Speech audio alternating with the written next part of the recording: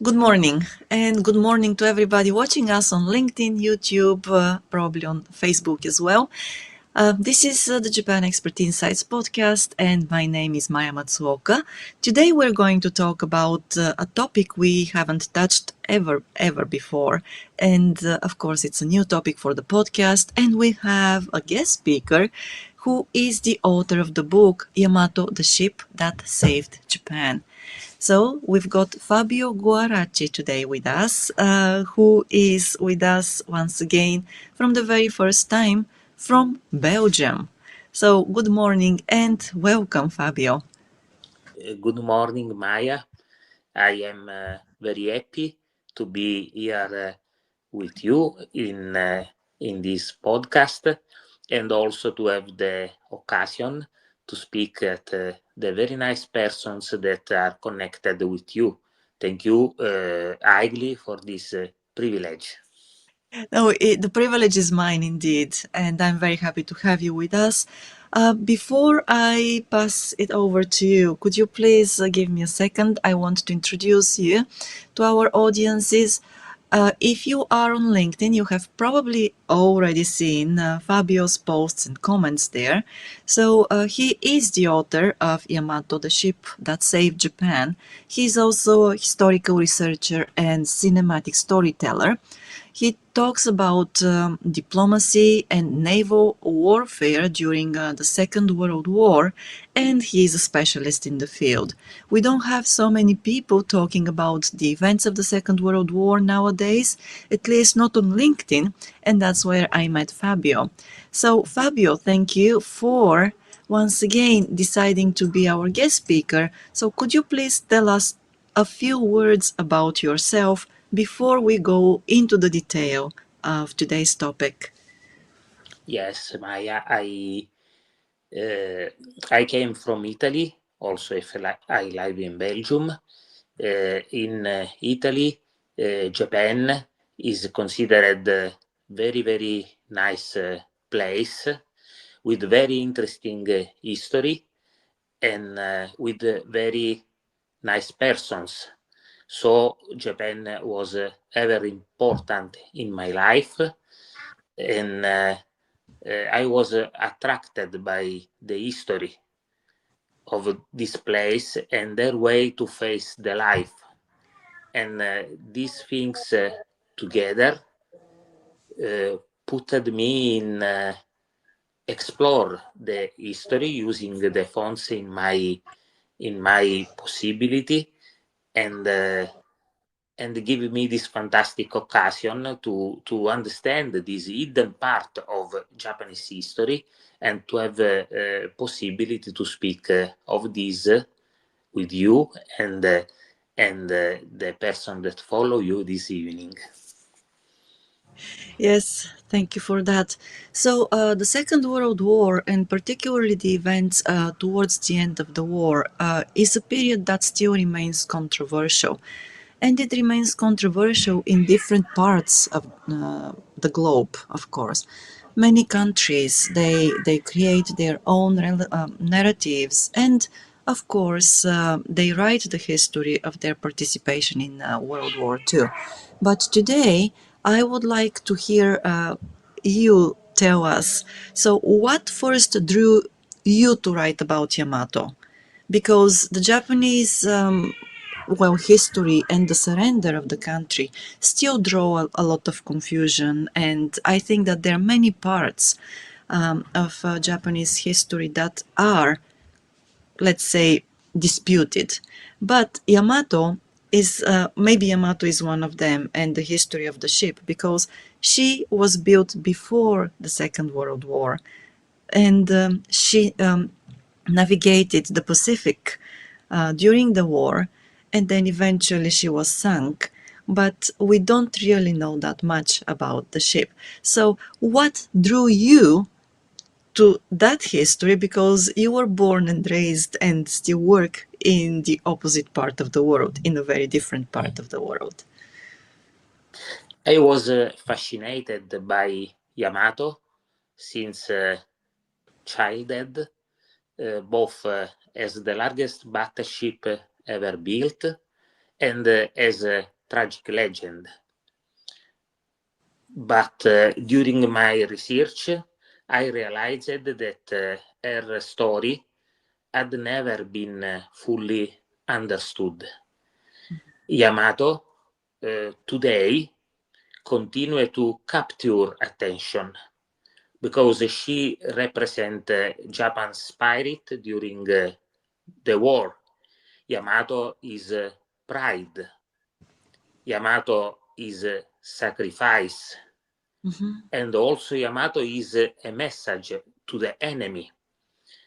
So Yamato is not only worship, but from my viewpoint is a cultural and historical symbol.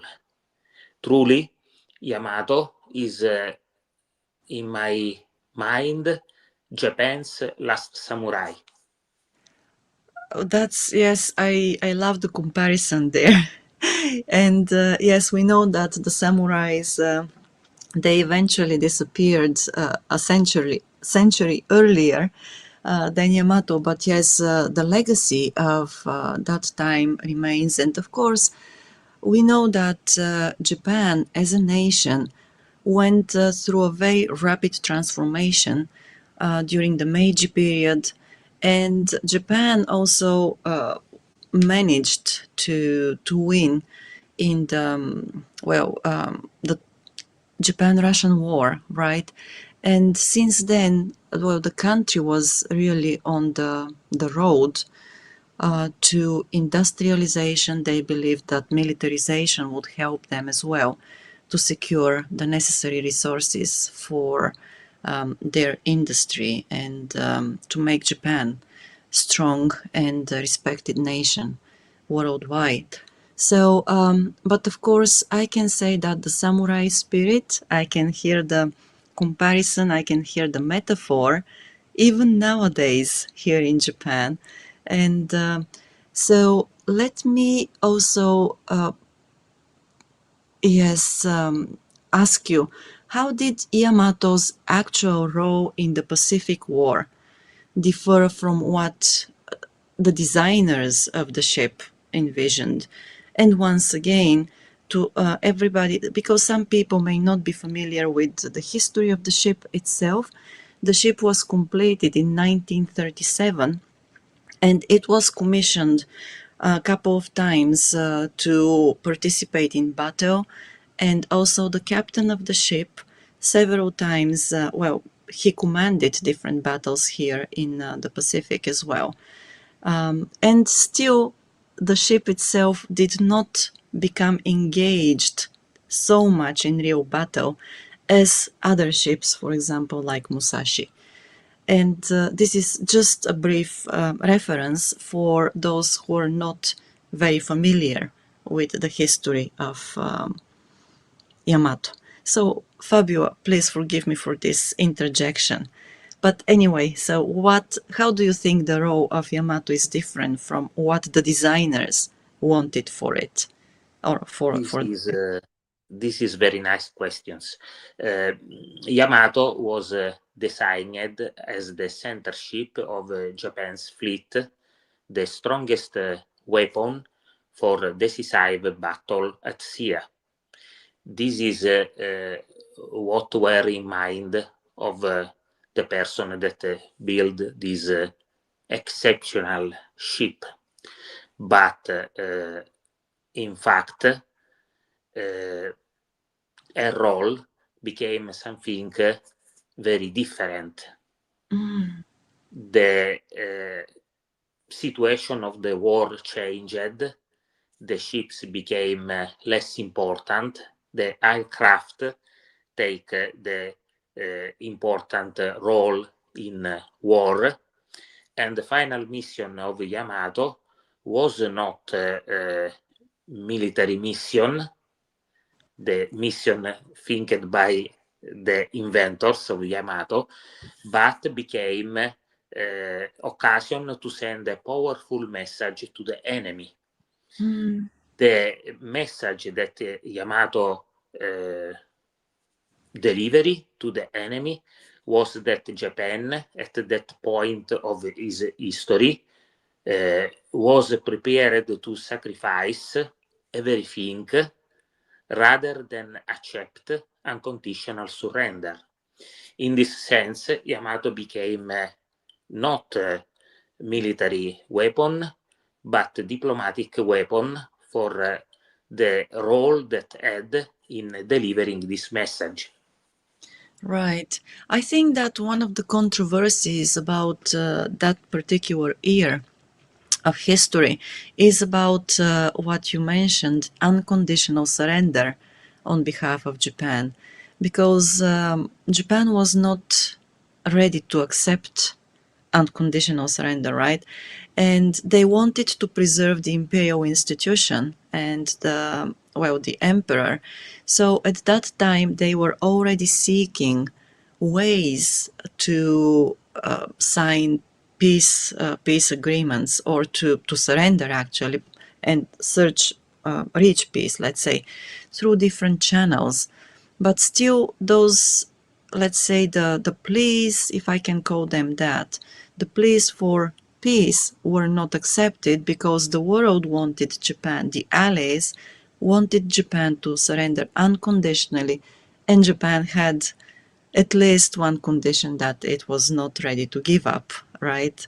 So, but if you don't mind me asking, so do you think that the role of Yamato at that point, and Japan, the Japanese government, unofficially working to secure peace, were somewhat related?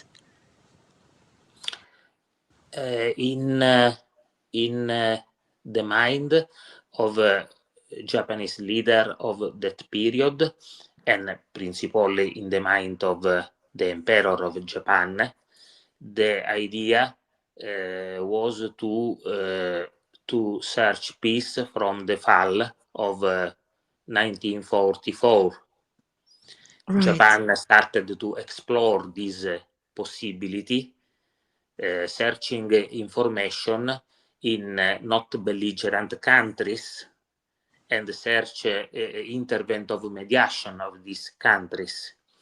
This is the art of my book and of my research.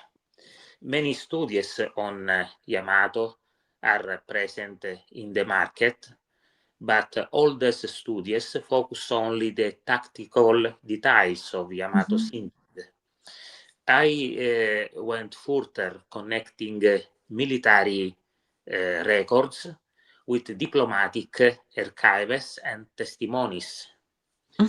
This research shows links between Yamato's sacrifice and secret peace initiatives already underway through Switzerland and United States intelligence channels. In this light, the mission of Yamato was not a meaningless mission. It directly influenced how American leaders, including President Truman and General MacArthur, interpreted Japan's intentions. I think this perspective is very important and has often been overlooked. Right. And what were, okay, so what were the interpretation based on your studies? What was the interpretation of President Truman and that of MacArthur as well? Yes. In one first moments, the idea that they had in the attempts of Japan to search for one opening for peace is that Japan was tired, and probably that were the moment to give one efforts and close the war. The first answer of the USA in period of transition between Roosevelt and Truman's war to intensify military action.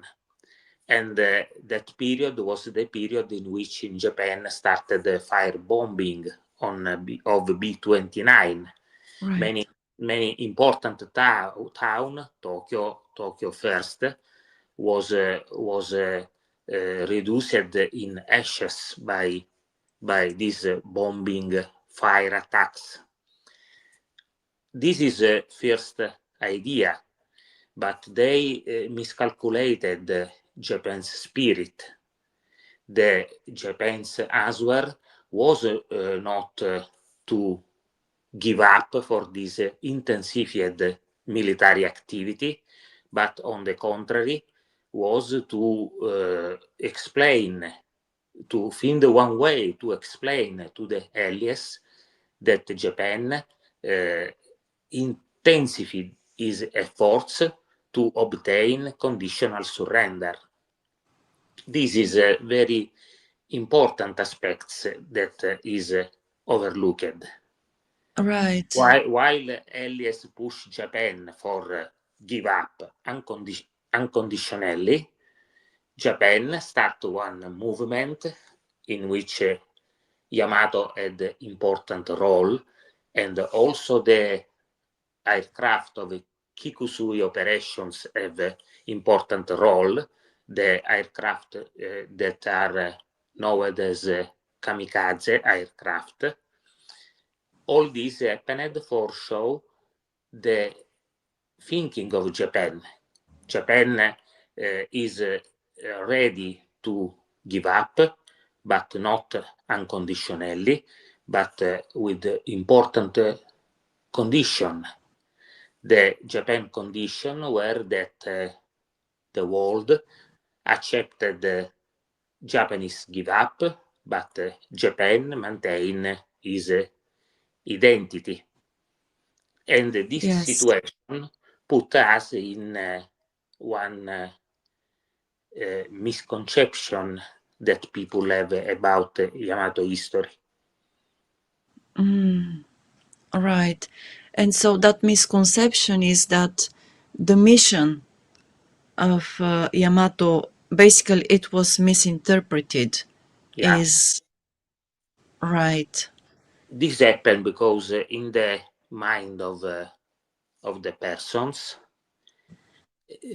Yamato mission have not plane, but is only action by desperate action.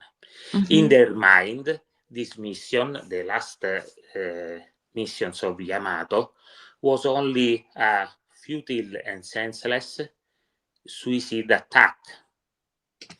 In reality, it was a deliberated act of collective honor, is a form of national seppuku.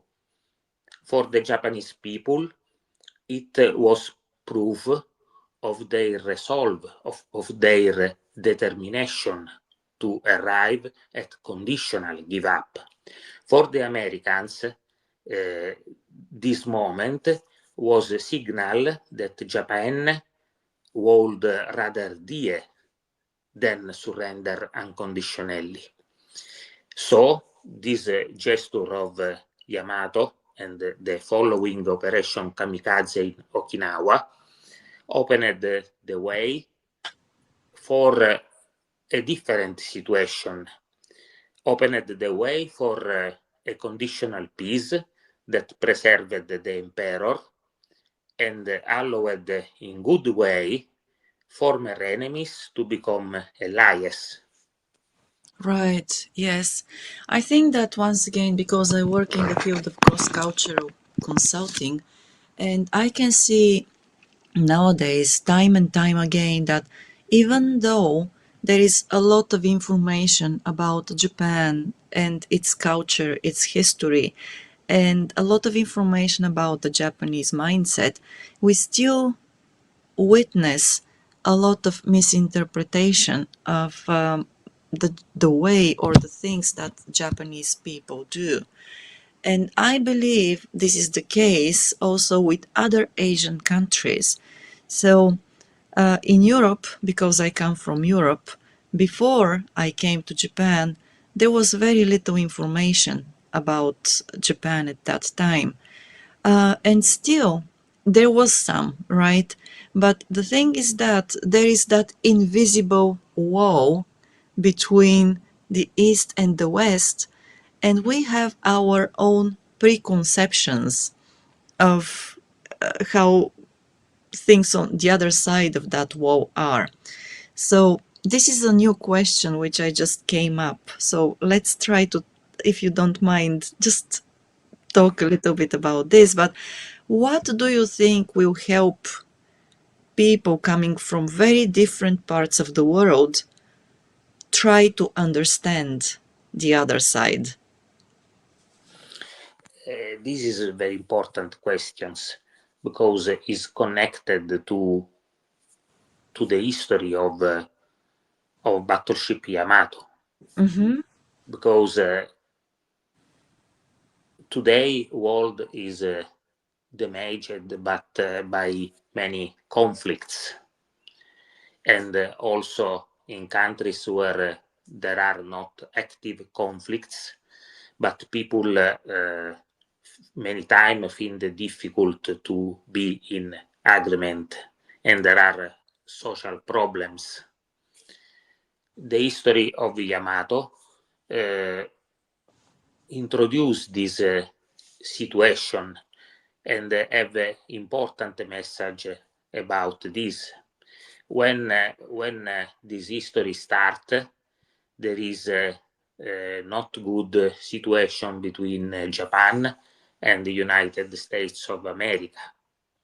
Each one of these country have a personal way to consider the opponent, the other side, and this situation put to move for preconceived idea, and when people act for preconceived ideas, the situation go in conflict.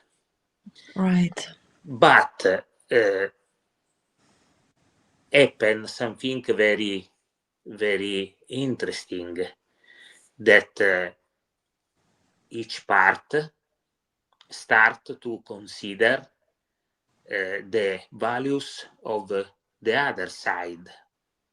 So during the conflicts, in part, the thinking of some Japanese people respect United States person start to change. But very important, also the way in which United States person consider Japan people start to change. They understand that the Japanese people are very, very brave persons, that are very skillful persons, that are determined, and starting to appreciate the Japanese people. So this situation explore in good way without preconceived ideas the other side,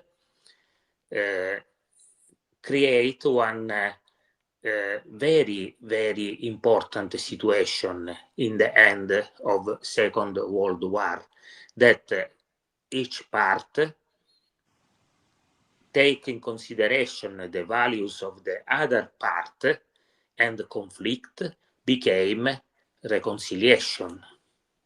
Two nations ready to kill in war one against the other, in one moment change way to thinking, and obtain the force not only to stop the war with one person, one nation that win, one nation that lose. No, found the way to stop the world becoming allied.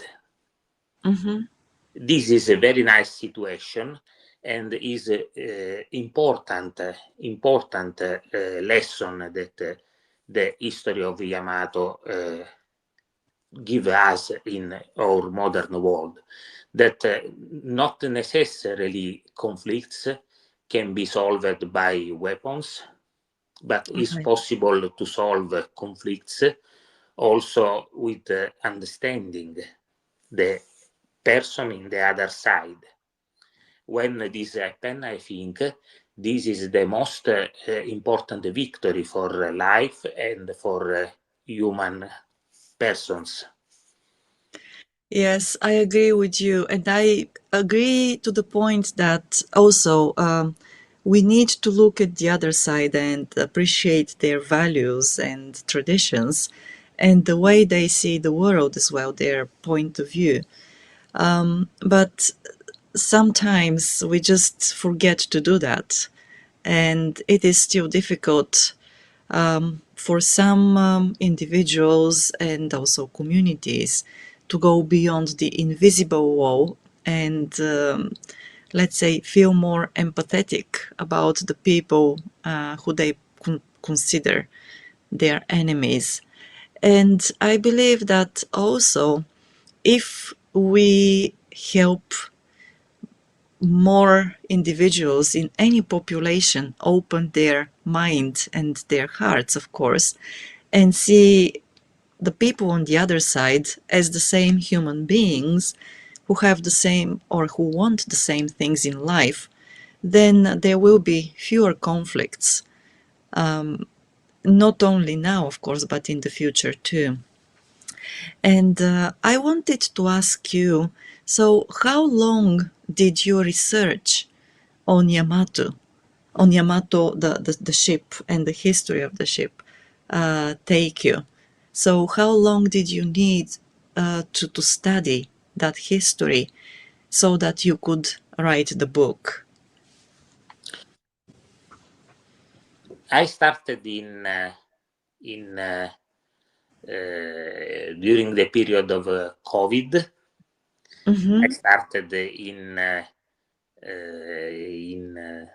that period, and in this moment I am engaged in this project from 5 years about, Mm-hmm. and was very interesting research, because when I start is a curiosity. Truly, I have a clear idea of what I will found, but Mm-hmm. starting, I understand that in my eyes there is one very interesting history that take form.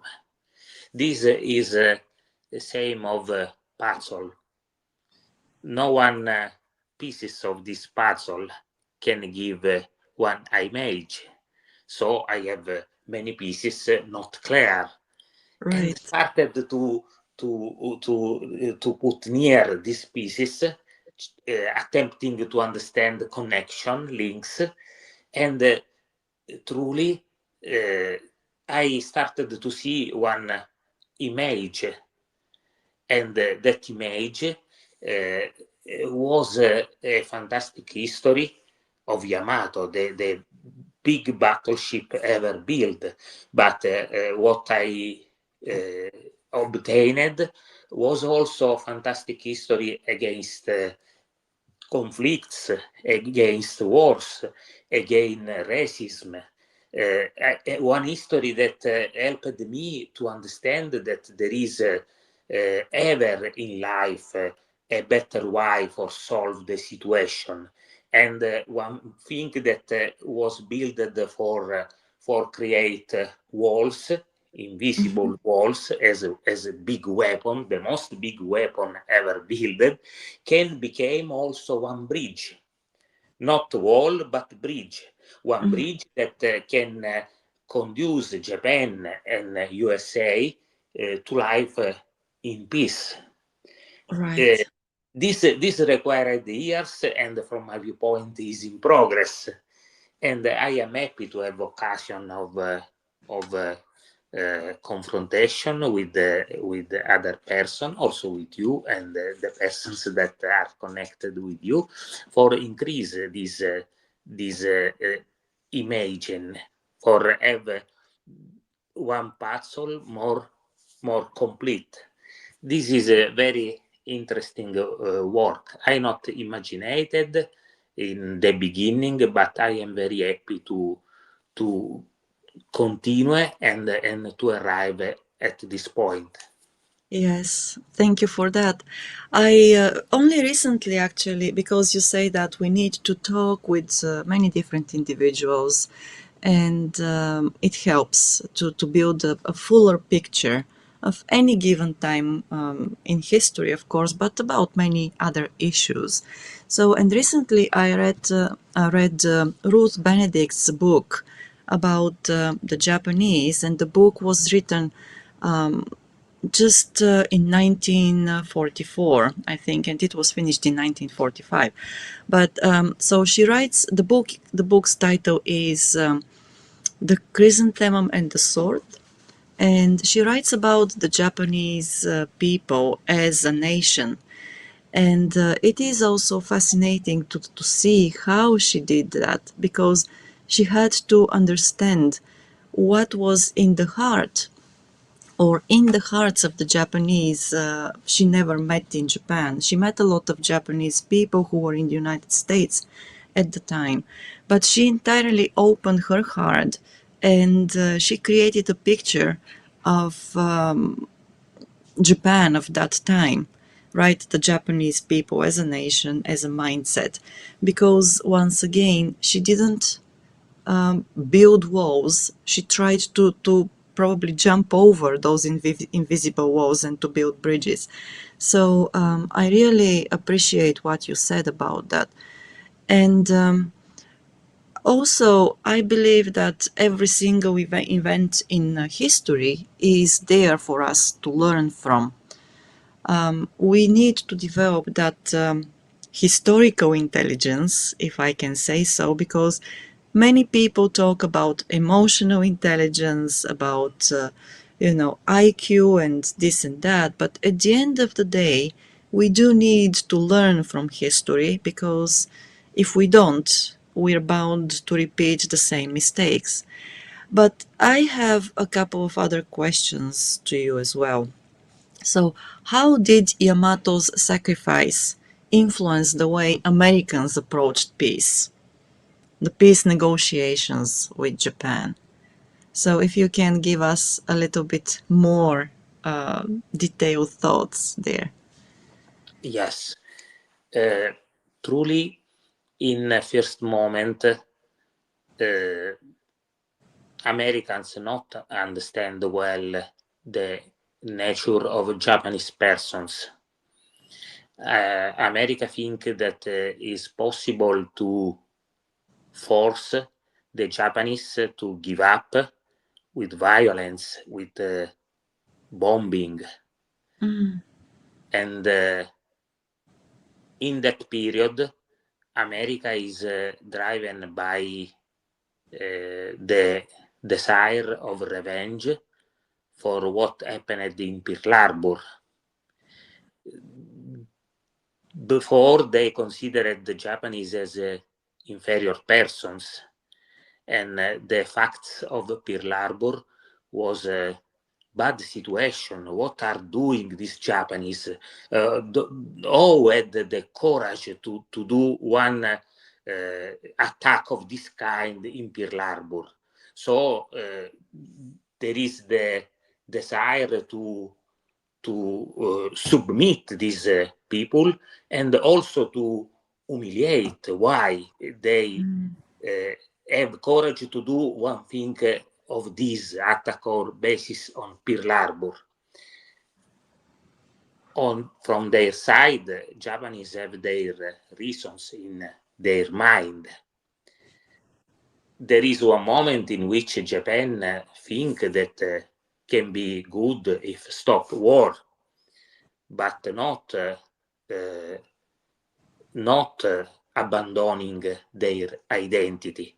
Right. Japan desired to remain Japan, to become better Japan, to put behind the war definitively, okay, but remaining Japan with his identity. In that period, America not understand this situation and think that that is possible to submit Japanese people with bombing.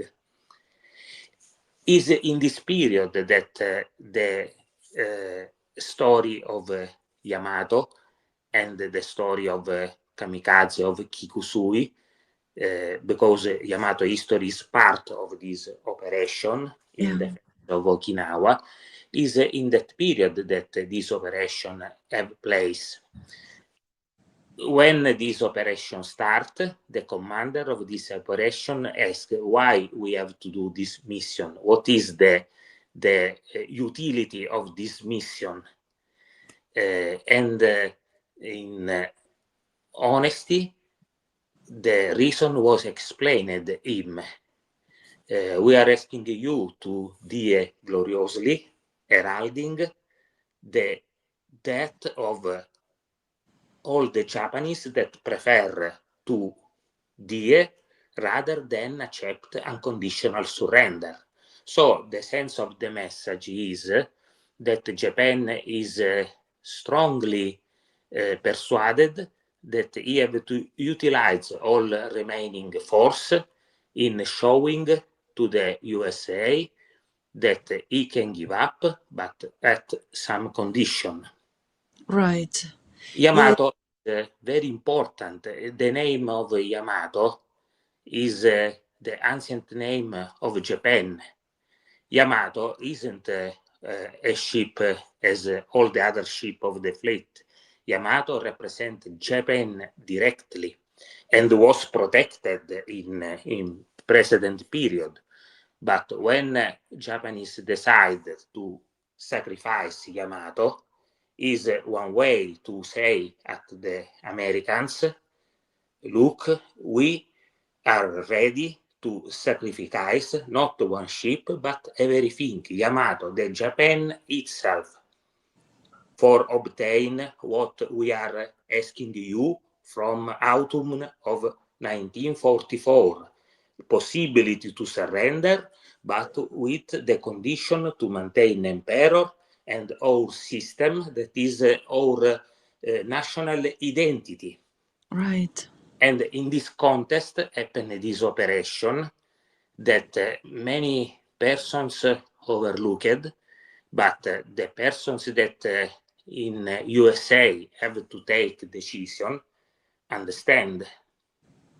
So from that moment, after Yamato operations, America study for not more win with bombing, but win with diplomacy, finding one way for closing this war and giving to the Japanese people the possibility to surrender, maintaining their emperor and their national identity.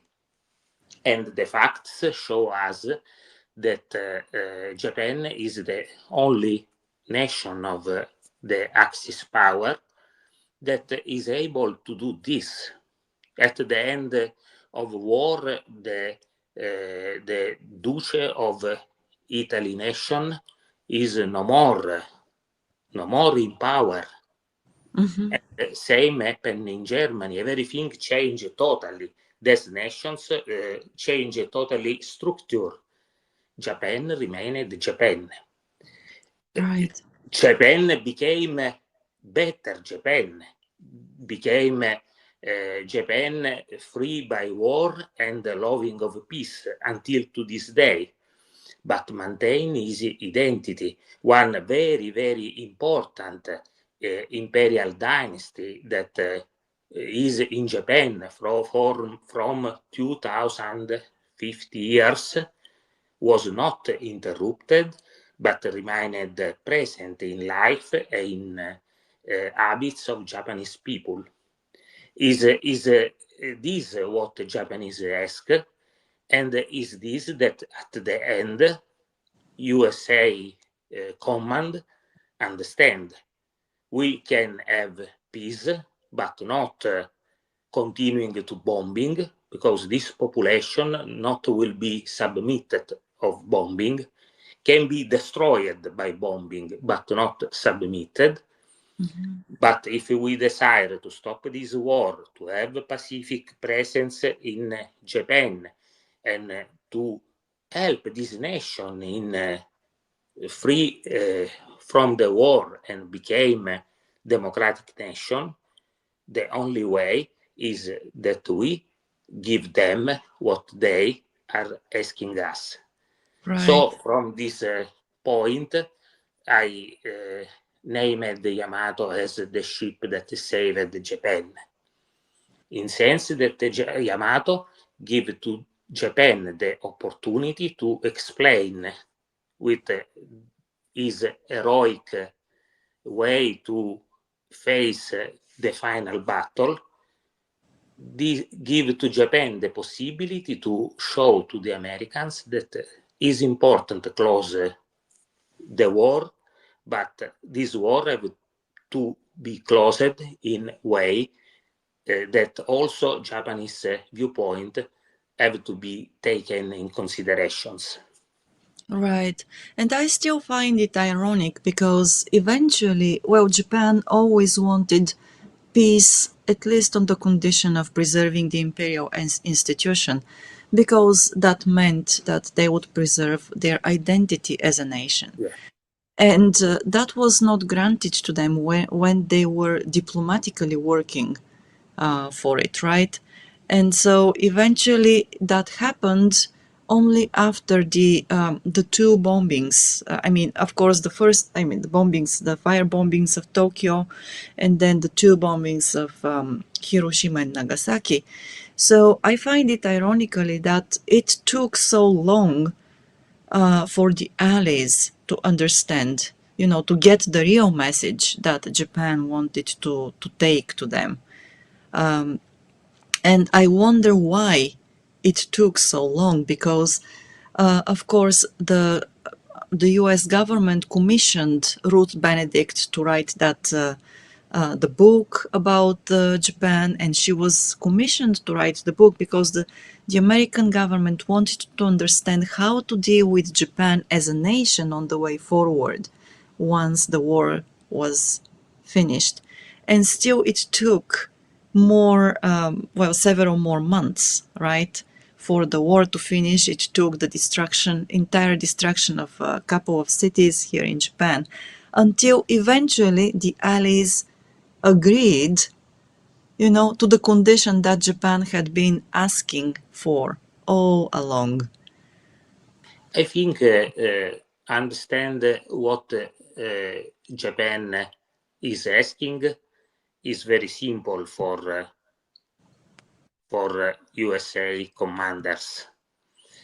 What they not understand in first moment is how many Japanese people is ready to fight for obtain what they are asking. Mm-hmm. Starting from April 1945, starting from Yamato operations, they start to understand this. During conquer of Iwo Jima and during conquer of Okinawa, they find one very, very strong resistance that put them to reflect. Japanese are serious in their resistance. They will arrive at the bottom for obtain what they are asking. From their side, Allied have a problem because in reunion, in conference between the chief persons of the Allied nations, they established one rule for the Axis power, unconditional surrender. And now is difficult to solve this problem. Or can accept the condition and say in meantime that we obtained the unconditional surrender that we are asking. And now, for solve this difficult problem, is necessary the movement of diplomacy to find one way to give to the Japanese people what they are asking, the maintaining of their identity and their emperor, that is the visible image of this identity, but in the meantime, maintain their position with the other allied of unconditional surrender. So this put the allied in necessity to study one solution and to speak with Japanese in this occasion of international diplomacy for find one solution. And at the end, they find the solution in Potsdam Declaration. In Potsdam Declarations, they ask in their request for Japan, if Japan accept to give up, the form of government of Japan will be freely chosen by Japanese people. This phrase is studied for found one solution at this problem, because they are asking to the Japanese people, you can choose, no problem. You can choose freely the form of government that you desire. You desire emperor, no problem. You can do it. You can maintain your emperor if you decided this. In this moment, with this solution, they open the way in diplomatic way for says you are surrender unconditionally, because what you ask is provided by our Potsdam Declaration. And this seem one legal artifacts, but is a loophole for solve the problem. Mm-hmm. I ask you to surrender unconditionally according the points of Potsdam Declaration, in which I permitted you to maintain your emperor. So I ask you to not put conditions at my asset, but in my asset I already accepted your conditions. So everything work in this moment. But this solution was automatic, required time to be thinked by American person, required time to be explained to the Japanese intermediary in Switzerland and the other country in which there were this movement, and required time to be communicated in Tokyo and to be understood and accepted. But when all the parts decided to stop the war, each of these parts have well clear in his mind that reached his objective. American is ending the war, avoiding millions of casualties is good solution. Finally, this war will be closed, and America is winning. Okay, but also Japan is understanding that obtained his result can maintain his emperor, his form, is the dynasty that is important, their kokutai, their form of government, and pass the problem free from not good military situation, and became the Japan that today we know. Everyone reached good result, but for create this condition passed months from April to August, sure. Right. Yes. Well, thank you for explaining all these details. And I think that It is important for us nowadays to learn from past events. Again, I'm saying the same thing. But since it is also the 80th year since the end of the Second World War, it's a good time to look back and once again study the details and see what we can learn from them. Because at the end of the day, again, it's if we don't learn from history, we're bound to repeat the mistakes we made. And I believe that a lot of countries back then made mistakes. A lot of countries continue to make mistakes as well because most of the time they refuse to try and understand the other side's point of view. So I wanted to ask you then, is your book on sale now? Because I know from you that you published it first in Italian, and though some of our viewers they can read and speak Italian, most of the others are English speakers. So is the book available in English? And if so, where can they find it? Yeah, only one moment. I will show you. Okay. Only one moment. All right. Yes. Okay. So if you have any comments or questions, please do not hesitate to leave them in the comment section, either on YouTube or LinkedIn or Facebook. And also, please remember to, if you haven't subscribed yet, to subscribe or give us a follow.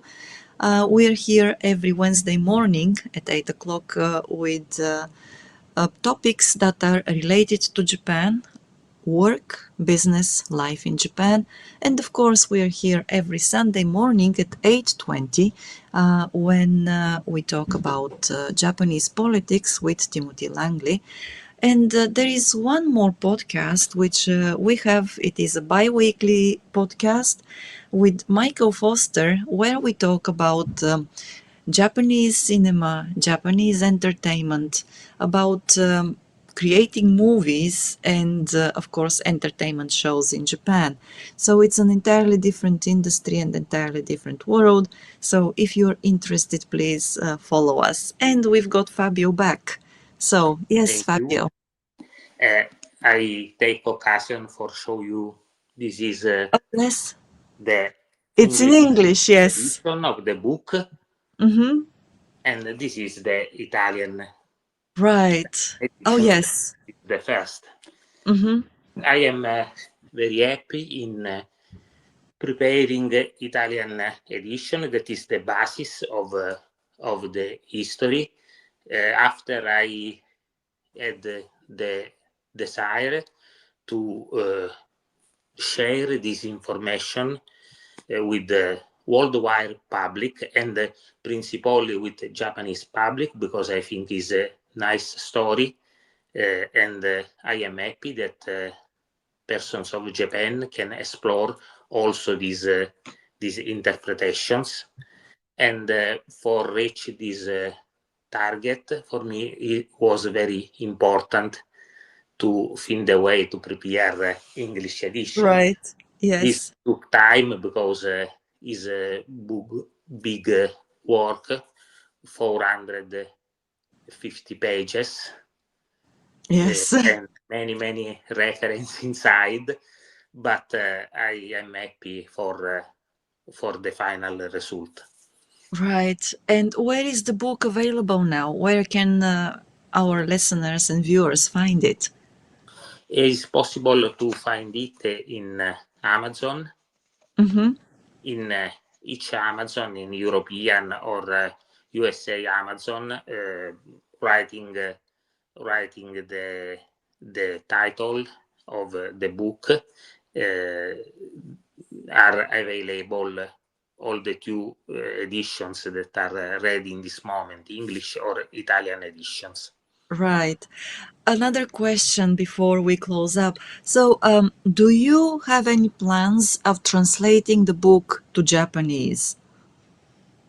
I hope to found one Japanese editor that is interested in is the persons that can introduce this history in his country, because I think is very nice the message that is contained in this history. Speak of one very nice part of Japan, that is the part of Japan that resist and Mm-hmm. have the skill to create better Japan, to change and shape his life, and to become the Japan that we love. I think that the history of this change is a very, very nice history, and I hope that also in Japan this can be available. Right. I hope that it will be translated to Japanese too. And yeah, I think that the world has come a long way since the Second World War. But once again, we have so much more to learn. And yes, the well, let's say the idea that you told us about and the reason you wrote the book is a very powerful one, and I think that it's very powerful for every participant in the war, the Second World War, and of course even for the countries that were not involved in it through military power. But Fabio, thank you so very much again for being on the podcast and for letting us know about the book. So, if you're joining us right now, please know that this podcast remains online and you can watch it later on LinkedIn, on YouTube, and Facebook. And today we have been talking about Fabio's recent book, Yamato, the ship that saved Japan. So the book is 450 pages. It contains a lot of details, many references, and it is based on Fabio's research of the events and also documentation that was exchanged and created at that time. So thank you very much again for being with us. And if you watch us on any of the platforms you prefer, then let us know by hitting like, subscribe, follow, and also by sharing this podcast. One more thing, please, if you are on LinkedIn, reach out and connect with Fabio. So you can continue the conversation there with him as well. And of course, learn even more from him. So, Fabio, what can you tell us before we close the podcast today? Uh, I desire to the Japanese people connected to say arigato, Yes. to say thank you to the American and worldwide person, to say grazie to the Italian persons connected. Thank you, Maya, for this occasion, for possibility to explain and to introduce this point, and for your exquisite way to conduct, for your help, for everything that you did in this hour, for helping me in reach the most big number of persons possible. Thank you. You're welcome. And one more question. Do you have plans for another book about Japanese history? I hope, because I was conquered by Japanese history during the preparation of this book, and I think that I not leave this love for Japanese history. Great. Okay, I'm very much looking forward to seeing you in Japan next time when you come. And also, thank you very much for today. To everybody who watched us, have a great Wednesday and a beautiful and productive remainder of the week. That's all for the moment. See you next time.